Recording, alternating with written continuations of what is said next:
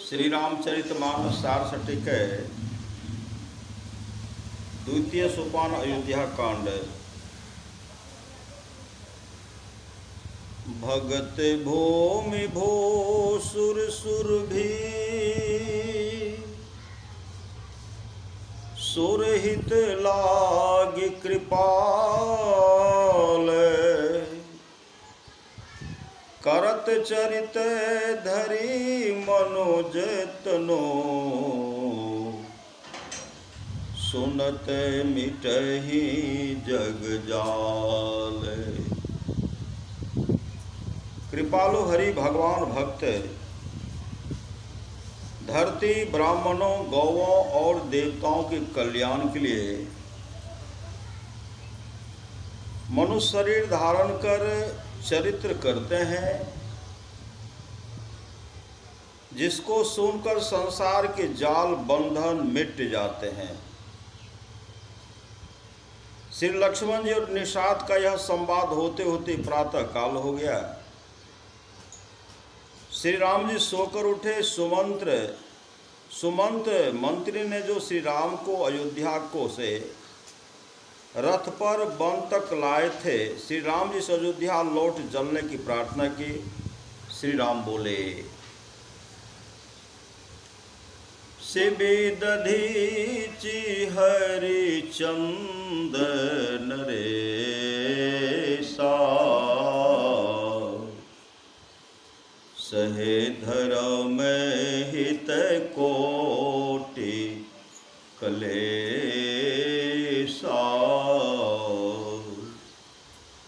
राजा शिबि, ऋषि दधीचि और राजा हरिश्चंद्र ने धर्म के लिए करोड़ों अनगिनत कष्ट सहे।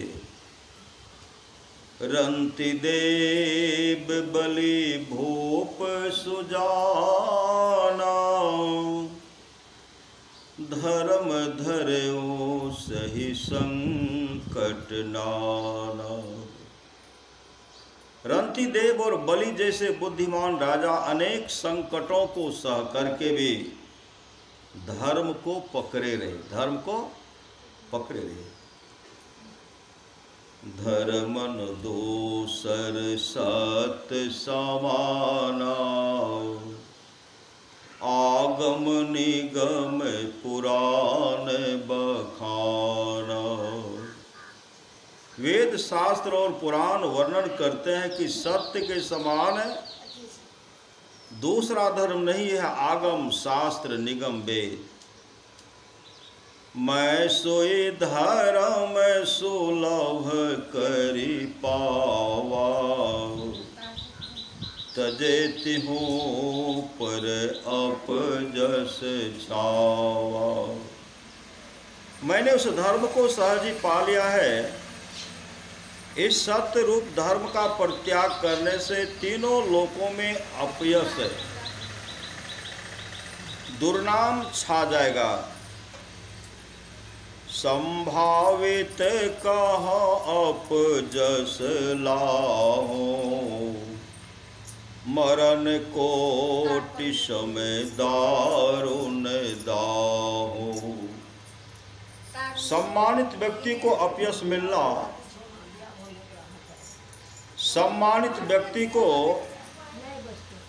मिलना, करोड़ों मृत्यु के समान कठिन ताप उत्पन्न करने वाला है। इस प्रकार श्री राम जी ने बहुत उपदेश देकर सुमंत को रथ समेत अवध को लौटा दिया। इसके पश्चात आप भाई और पत्नी सहित गंगा जी के किनारे आकर केवट पति निषाद से पार उतरने के लिए नाव मांगने लगे। निषाद ने हाथ जोड़कर कहा कि जब तक मैं आपका पांव नहीं धो लूंगा तब तक नाव पर चढ़ने न दूंगा। चाहे लक्ष्मण मुझे वहां से भले ही मारे, क्योंकि लोग कहते हैं कि आपके चरणों की धूलि में मनुष्य बनाने वाली बूटी है। आपके चरण धूलि में मनुष्य बनाने वाली बूटी है। इसको छूते ही पत्थर की चट्टान स्त्री हो गई। यदि मेरी नाव भी स्त्री हो जावे तो मेरी जीविका ही चली जाएगी। मेरे बाल बच्चे भूखों मरने लगेंगे। निषाद का प्रेम भरा अटपट वचन सुनकर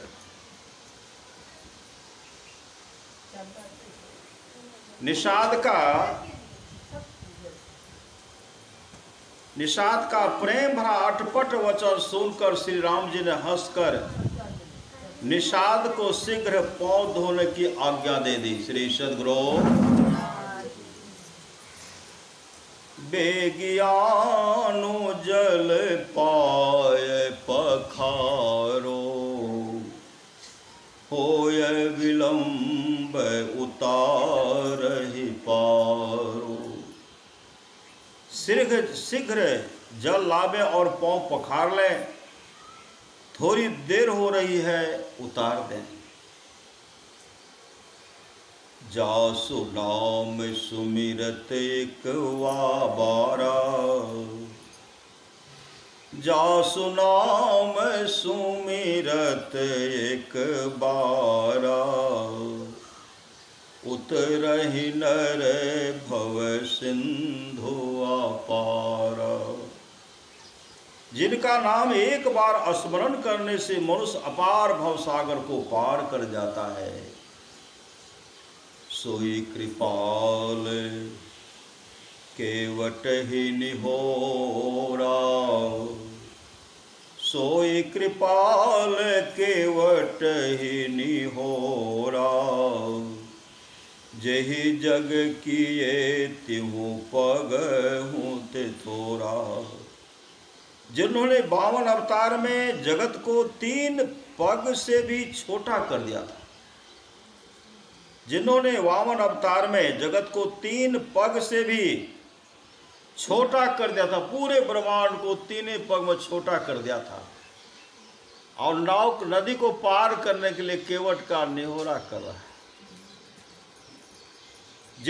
जिन्होंने 52 अवतार में जगत को 3 पग से भी छोटा कर दिया था,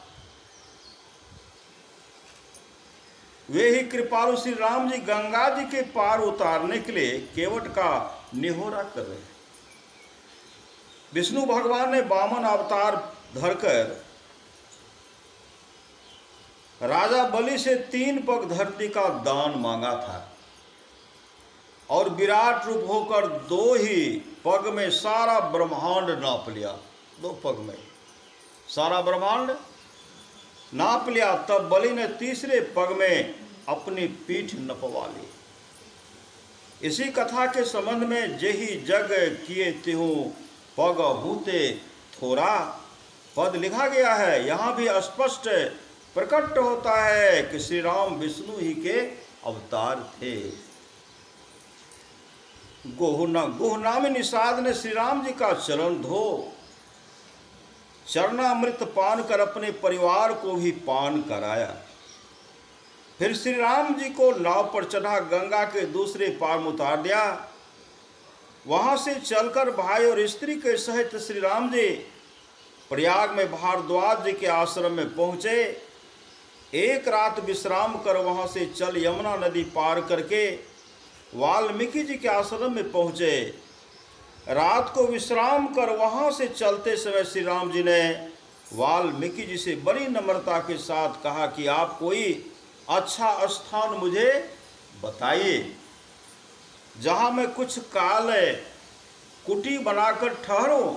वाल्मीकि जी कहने लगे, राम स्वरूप तुम्हारे बचन अगोचर बोधि पर, अविगत अकथ अपार, नेति नेति नित निगम कह। हे राम जी, आपका स्वरूप वचन से कहने योग्य नहीं, बुद्धि से परे, सर्वव्यापक नहीं कहने योग्य और अपार है, जिसके लिए वेद इति नहीं अंत नहीं कहते हैं। नर रूप राम वाल्मीकि जी के सम्मुख उपस्थित हैं। नर रूप को ही अकथ है, अपार, अविगत, अगोचर और बुद्धि पर कहना मानो मन मोदक खाकर भूख मिटाना है। उक्त विशेषणों से नर रूप की महिमा नहीं प्रकट की जाती है। सहज निर्गुण आत्मस्वरूप जो उस नर रूप में व्यापक है, राम का यथार्थ स्वरूप है। नर रूप तो राम की केवल माया मात्र है। जग पे खनो तुम देखे निहारे, विधि हरि शंभु नचाव निहारे। संसार दृश्य तमाशा और आप उसको देखने वाले तथा ब्रह्मा विष्णु और महादेव को नचाने वाले हैं। ब्रह्मा विष्णु और महेश के रूप माया संबंधी हैं। इन रूपों में अकथ, अपार, अविगत, अगोचर, बुद्धि पर सहज निर्गुण आत्म स्वरूप व्यापक है। इसी आत्म रूप की सत्ता पर सब मायिक रूप भासमान होते और नाचते हैं, अर्थात सब कृत्य करते हैं।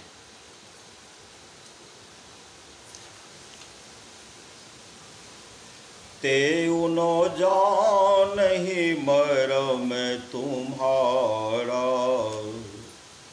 और तुम्हीं को जान निहारा। वे त्रिदेव भी आपके भेद को नहीं जानते हैं, फिर दूसरा कौन जानने वाला है? सोई सच्चिदानंद सोई जाने जेहि देहु जनाए, जानत तुम्हीं होई जाई। इस उपाय से प्रकट होता है कि दोहा संख्या 42 वर्णित राम स्वरूप को ब्रह्मा विष्णु और महेश भी नहीं जानते हैं। अतएव ये लोग भी पूर्ण ज्ञानी नहीं हैं। इस कारण ये भी मुक्त रूप नहीं माने जाएंगे। श्रीमद्भागवत स्कंद 10 अध्याय 61 में भी यह वर्णन है कि ब्रह्मा आदि बड़े बड़े देवता भी भगवान के वास्तविक स्वरूप को या उनकी प्राप्ति के मार्ग को नहीं जानते। भागवत अंक पृष्ठ 843। सोई जाने जेहि देहु जनाई, सोई जाने जेहि देहु जनाई, जानत तुम्हीं होई जाई। आपको वही जानता है जिसको आप जना देते हैं, फिर आपको जानते ही वे आपसे निर्भेद हो जाते हैं। इस उपाय से प्रकट होता कि सहज निर्गुण आत्म स्वरूप राम ने अपने स्वरूप का ज्ञान करा देने की कृपा ब्रह्मा विष्णु और महेश पर नहीं की है, और परम भक्त जीव राम को जानकर राम ही हो जाता, अर्थात जीव और ब्रह्म राम का भेद मिटकर केवल ब्रह्म रूप ही रह जाता है। तुम रहे कृपा तुम्हीं रघुनंदन, जानहि भगत भगत उर चंदन। हे भक्तों के हृदय के चंदन रघुनंदन राम है, आप ही की कृपा से भक्तजन आपको जानते हैं।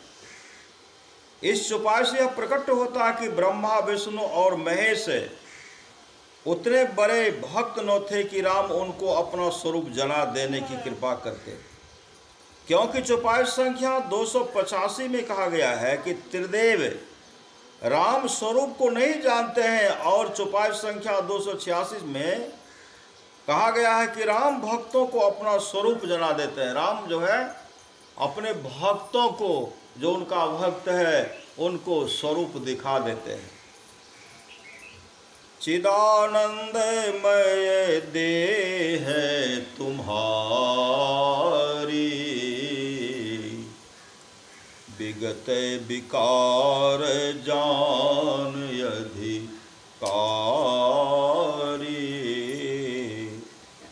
आपका शरीर चैतन्यमय और आनंदमय है, जिसको विकार रहित शुद्ध अंतःकरण वाले अधिकारी जानते हैं। इस उपाय से यह प्रकट होता कि ब्रह्मा विष्णु और महेश जो राम के चिदानंदमय शरीर व आत्म स्वरूप को नहीं जानते हैं, विकारहीन अधिकारी नहीं है। नर्तन धरे वो संत सुर काजा, कहु करहु जस प्राकृत राजा। आपने संत और देवताओं के काम के लिए मनुष्य देह धारण की है और इसी से साधारण राजा नर राजा की तरह आप कहते और करते हैं। कौन कहते हैं? वाल्मीकि जी भगवान श्री राम से कहते हैं। पूछहु मोहि कि रहु कहाँ, मैं पूछत सकुचाओ। जहाँ न हो तह देहु कही, तुम ही दिखाओ ठाओ। वाल्मीकि जी कहते हैं, हे राम है, आप मुझे पूछते हैं कि मैं कहाँ रहूं, किंतु मैं पूछने में सब चाहता हूं कि जहाँ आप नहीं हैं वह स्थान कह दीजिए, तो मैं आपको रहने का स्थान दिखाऊं। तात्पर्य यह है कि राम अपने स्वरूप से सर्वव्यापक हैं। फिर वाल्मीकि जी प्रेम भरी मधुर वाणी से बोले कि हे राम जी, अब मैं आपका निवास स्थान बतलाता हूँ, आप सुनिए। मतलब आप कहाँ कहाँ ठहरिएगा मैं आपको बतलाता हूँ। जिनके श्रवण समुद्र समाना, कथा तुम्हारी सुभग सरी नाना। भरहि निरंतर होहि न पूरे, तिनके ही है तुम्हें कहाँ गृह रो रे। जिनके कान समुद्र के समान हैं, जिसे आपकी कथा रूप अनेक नदियां भरती हैं, पर वे कान रूपी समुद्र पूरे नहीं होते, उनका हृदय आपके लिए सुंदर घर है। मतलब जो भागवत कथा जो सत्संग सुनते रहते हैं, आपका यश आपका कीर्तन जो सुनते रहते हैं, उनके कान में आप बस जाइए।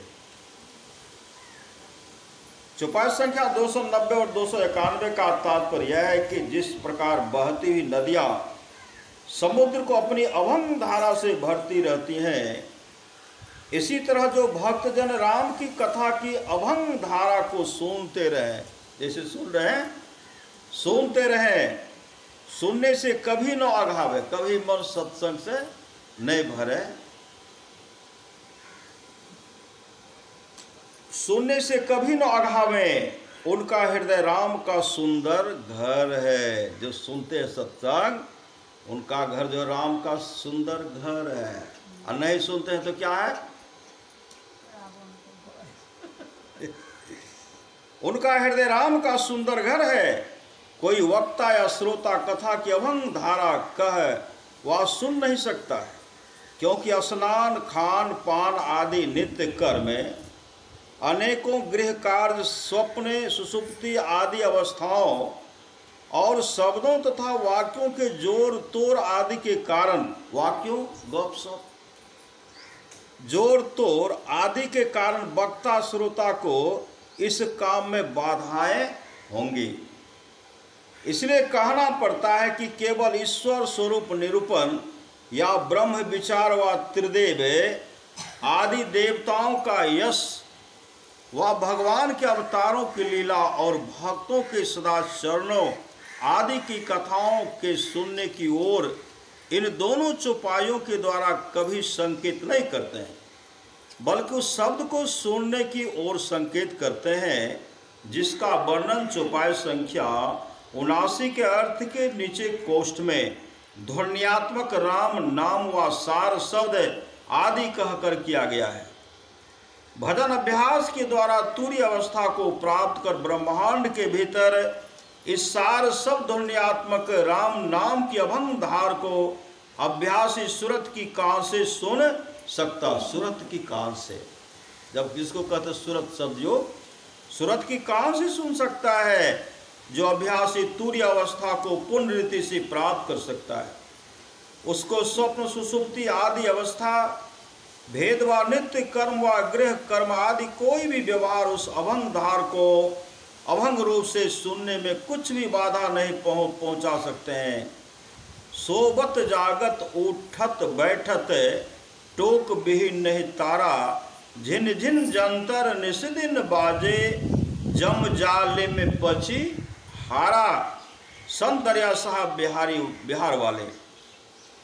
जीव जब जागृत से स्वप्न अवस्था में जाता है तो उसकी जागृत अवस्था वाले चेतन वृत्ति बदलकर दूसरी दशा में हो जाती है। फिर जब वह स्वप्न अवस्था से छोड़कर सुषुप्ति अवस्था में आता है तो उसकी चेतन वृत्ति जागृत और स्वप्न अवस्थाओं की वृत्ति से बदलकर तीसरी दशा में प्राप्त होती है। ये स्वभाव से ही सबको नित्य प्राप्त होती रहती हैं। सबके सब इनके विषय में जानते हैं। इन तीनों अवस्थाओं को टपकर तुरीय नाम की चौथी अवस्था है जो भक्तिमान अभ्यासी को प्राप्त होती है, जिसमें जागृत स्वप्न और सुषुप्ति की भिन्न भिन्न दशाएं बदलकर चौथी एक विलक्षण दशा प्राप्त होती है।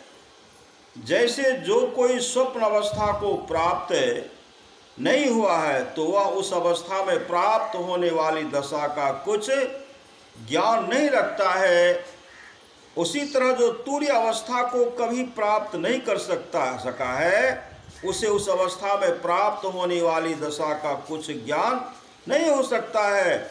वह तुरीय अवस्था ही है जिसमें योगी भक्तजन निद्रा छोड़कर सो जाते हैं। निद्रा छोड़ करके सो जाते हैं, अर्थात निद्रा की अवस्था को त्याग कर स्थूल बाहरी जगत से बेसुध हो जाते हैं और सूक्ष्म अंतर जगत में सचेत रहते हैं। इसी दशा का वर्णन गोस्वामी तुलसीदास जी अपनी विनय पत्रिका में इस तरह करते हैं। सकल दृश्य निज उदर मेली सोवे निद्रा तय जोगी, सोई हरि पद अनुभवय परम सुख अतिशय द्वैत वियोगी। परम भक्त योगी जन भगवत भजन के तार को कभी टूटने नहीं देते।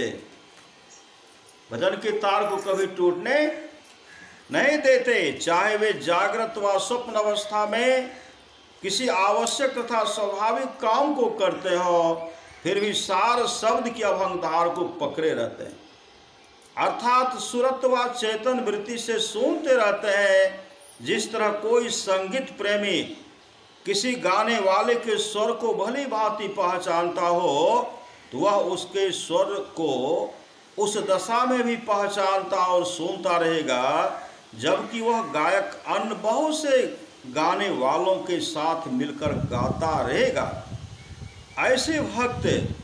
ऐसे परम भक्त योगी जन अपनी सूरत को सुषुप्ति अवस्था में कभी नहीं करते, बल्कि इस अवस्था में केवल मस्तिष्क आदि स्थूल भागों को आराम में छोड़कर और चेतन वृत्ति को उससे आगे बढ़ाकर तुरीय अवस्था में रखते और ध्वन्यात्मक राम नाम को अभंग रूप से सूरत की कान से सुनते रहते हैं।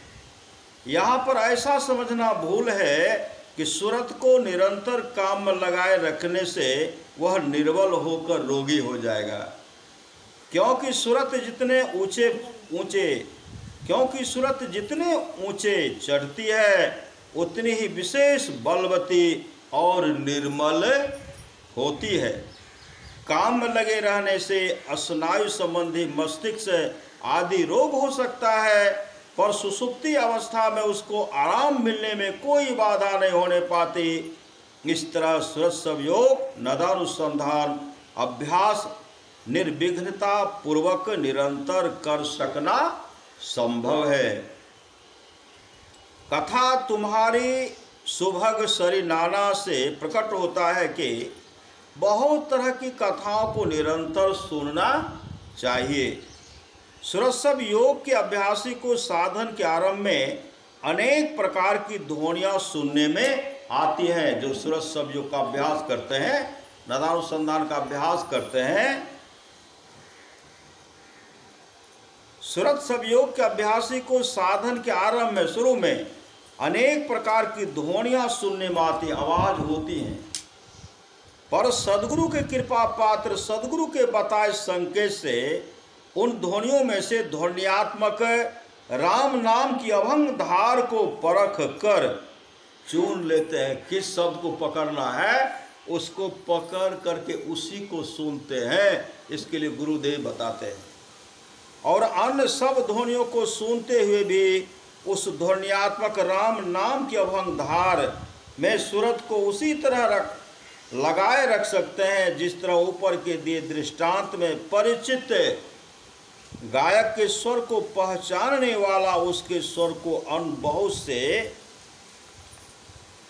गायकों के मिले हुए स्वरों में से चुनकर उसमें अपनी सूरत को लगाकर रख सकता है। मतलब किस शब्द को पकड़ना है वह शब्द पकड़ने के लिए कहते हैं। अंत में यह नदानुसंधान का क्रिया जब बताया जाता है उस शब्द को पकड़ने के लिए कहते हैं। जो उस शब्द को पकड़ लेते हैं वो परमात्मा को पकड़ लेते हैं, वो परमात्मा के धाम मोक्ष धाम को चले जाते हैं।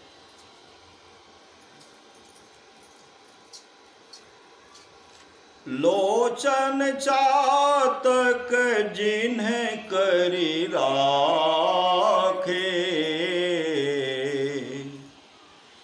रही दरस जलधर अभिलाखे। जो अपनी आंखों को चातक बनाकर दर्शन की अभिलाषा से मेघ में लगाए रखते हैं, निद रही सरित सिंधु सर भारी, रूप बिंदु जल हो ही सुखारी। और भारी तालाब नदी तथा समुद्र का निरादर करके बिंदु रूप जल से सुखी रहते हैं। तिनके हृदय सदन सुखदायक, बसहु बंधु सिय सह रघुनायक। तिनके हृदय सदन सुखदायक, बसहु बंधु सिय सह रघुनायक। हे रघुनायक, उनके सुख देने वाले हृदय मंदिर में आप भाई और सीता जी के सहित रहिए। इन तीनों चौपाई से 292, 293 और 294 में दृष्टि साधन का भेद खोलकर बतलाया गया है। दृष्टियों का क्रिया जो है उसका साधन बतलाया गया है। पपिहा स्वाति जल के लिए बड़ी बड़ी नदियों, तालाबों और समुद्रों का निरादर कर मेघ को टक टक से टकटकी लगाकर देखता रहता। कौन? पपिया पक्षी। और दूसरा बूंद वह लेते भी नहीं है, स्वाति का जल ही वो सिर्फ लेते हैं और उसे स्वाति जल को देख लेने पर परम प्रसन्नता से ग्रहण करता है। उसी तरह भक्ति योग का साधक अपने हृदय आकाश के अंधकार रूप बादल में टक टक से टकटकी लगाकर देखता रहता। दृष्टि योग की क्रिया। आंख बंद कर अंधकार मालूम पड़ता है और जब अंधकार का अंधकार मंडल का छेदन हो गया तो प्रकाश का दर्शन होता है। अर्थात दृष्टि साधन करता रहता है और नदी आदि बड़े बड़े जलाशय रूपी बड़े बड़े दृश्यों रूपों को निरादर करके उन्हें नहीं देखता है, पर बिंदु रूप को देखकर परम प्रसन्नता से दृढ़ता पूर्वक धारण करता है। ऐसे साधक का हृदय राम के लिए सुखदायक घर है। तरह तरह का जब दृष्टियों का साधन करेंगे, कोट भान छवि तेज जाली अलग पार लगी लाग लगी जो आदि आदि देखते हैं, बड़े बड़े नदियां को देखते हैं, बड़े बड़े दृश्य को देखते हैं, लेकिन उनमें से किसी को नहीं देख करके सिर्फ चमकती हुई बिंदु का दर्शन करते हैं। वाल्मीकि जी राम जी को इसी घर में रहने कहते हैं। इसी बिंदु ध्यान को मनुस्मृति के अध्याय 12 श्लोक 122 में अणु से अणु स्वरूप परमात्मा का ध्यान कहा गया है। इन बातों का विशेष वर्णन चौपाई संख्या 5 के अर्थ के नीचे कोष्ठ में दिया गया है। जस तुम्हार मानस विमल हंस निजिहा जासो, मुक्ताहल गुण गण चुनई, राम बसहु हियतासु। हे राम जी, आपके निर्मल यश रूपी मान सरोवर में जिसकी जिह्वा रूपनी हंसनी गुण रूपी मोतियों को चुनती है, उसके हृदय में आप निवास कीजिए। तात्पर्य है कि जो राम के गुणों को चुन चुन कर अपनी जिह्वा से वर्णन करते हैं, उनके हृदय में राम का घर है। जो राम का गुणगान हो रहा है, उन्हीं के अंदर में राम का घर है। जो वक्ता है, जो श्रोता सुनते हैं, उन्हीं के अंदर में राम का घर है। प्रभु प्रसाद सूचि सुभग सुबासा, सादर जासु लहै नित नासा। पवित्र सुंदर और सुवास युक्त आपके प्रसाद को जिसकी नासिका सदा आदर पूर्वक ग्रहण करती है, तुम ही निवेदित भोजन करहि, प्रभु प्रसाद पट भूषण धरहि। जो आपको अर्पण करके भोजन करते हैं और प्रभु के प्रसाद रूप वस्त्र और भूषण पहनते हैं, शेष नवहि सुर गोर द्विज द्विज देखी, प्रीति सहित करी विनय अभिषेकी।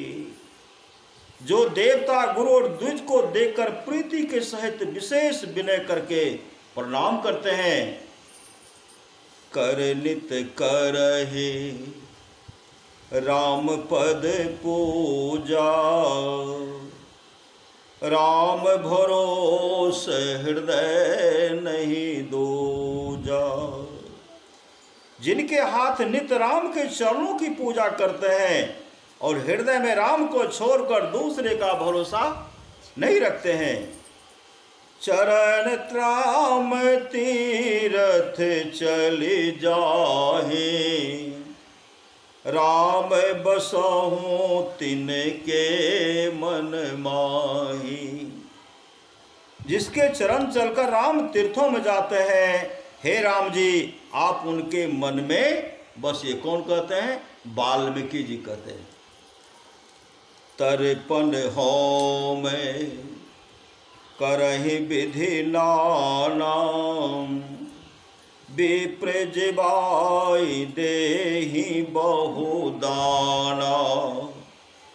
जो बहुत तरह से तर्पण और होम करते हैं और विप्र को भोजन कराकर बहुत दान देते हैं, तुम ते अधिक गुरु ही जिय जाने,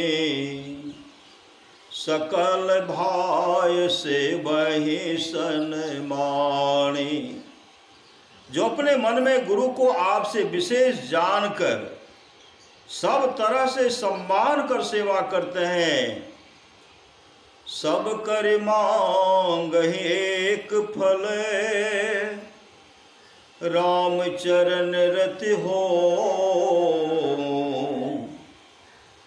जिनके मन मंदिर बस हो, सिय रघुनंदन दो। सब कर मांग एक फल, राम चरण रति हो। तिनके मन मंदिर बस हो, सिय रघुनंदन दो। जो सब करके एक ही फल मांगते हैं कि राम के चरणों में प्रीति हो। हे राम जी, उनके मन रूपी मंदिर में सीता जी और लक्ष्मण जी के साथ बसिए। काम कोह मद मानन मोहा, लोभन क्षोभनो रागनो द्रोहा। जिसको काम क्रोध मद अभिमान और मोह नहीं है, न तो लोभ न तो घबराहट, न प्रीति और न शत्रुता है। जिनका कपट दंभ नहीं माया, तिनके हृदय बसाहो रघुराया। जिनको कपट धूर्तता और छल नहीं है, हे राम जी, आप उनके हृदय में निवास कीजिए। सबके प्रिय सबके हितकारी, दुख सुख सरिस प्रशंसागारी। जो सबके प्यारे सबके हितकारी हैं, जिनको दुख सुख बड़ाई और गाली बराबर है। दुख भी हो रहा है, गाली भी दे रहे हैं, अम्मान भी है, मान सम्मान हो रहा, अपमान भी हो रहा है, लेकिन वह बराबर समझते हैं। उन्हीं के हृदय में आप वास कीजिए। कहा सत्य प्रिय बचन विचारी, जागत सोबत शरण तुम्हारी। कहि सत्य प्रिय बचन विचारी, जागत सोबत शरण तुम्हारी। जो सत्य और प्रिय वचन विचार कर कहते हैं, जागते सोते आपकी शरण में रहते हैं। तुम ही छारी गति दोसर नाहि, राम बसहु तिनके मन माहि। तुम्हें छारी गति दोसर नाहि, राम बसहु तिनके मन माहि। जिनको आपको छोड़ करके दूसरा सहारा नहीं है, हे राम जी, आप उनके मन में बसिए। जननी सम जानहि पर नारी, धन पराव विष ते विष भारी। जो पर स्त्री को माता के समान जानते हैं, दूसरे के धन को विष से भी बड़ा विष जानते हैं। जो हर सही पर संपत्ति देखी, दुखित हो ही पर विपत्ति विषेखी। जो दूसरे की संपत्ति देखकर प्रसन्न होते हैं, दूसरे की विपत्ति देखकर विशेष दुखी होते हैं। जिन्हि राम तुम प्राण प्यारे, जिन्हि राम तुम प्राण प्यारे। तिनके मन शुभ सदन तुम्हारे। और हे राम, जिनको आप प्राण के तुल प्रिय है, उनका मन आपके लिए योग घर है। स्वामी सखा पितु मातु गुरु, जिनके सब तुम तात, मन मंदिर तिनके बस हो, सिय सहित दो भ्रात। हे तात, जिनके स्वामी सखा पिता माता और गुरु सब आप ही हैं, उनके मन रूपी मंदिर में सीता सहित आप दोनों भाई निवास है। कीजिए श्री सद्गुरु महाराज की जय।